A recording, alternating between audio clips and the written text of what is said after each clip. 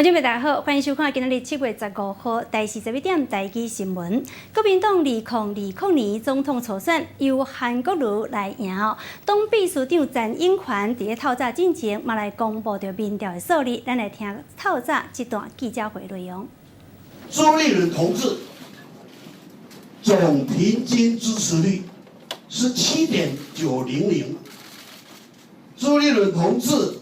总平均支持率17.900，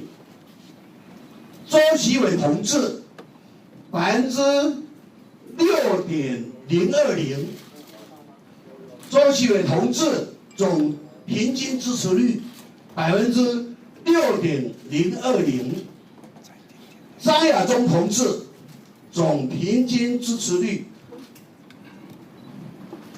3.544，张亚中同志总平均支持率3.544，郭台铭同志总平均支持率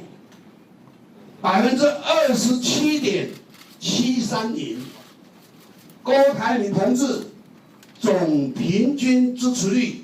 27.730，韩国瑜同志总平均支持率44.805，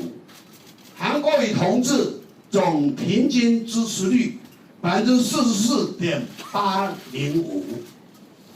现在我要宣布，韩国瑜同志以总平均支持率以44.805排名第一。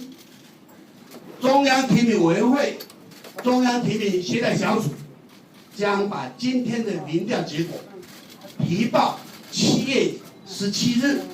星期三中常会来审议。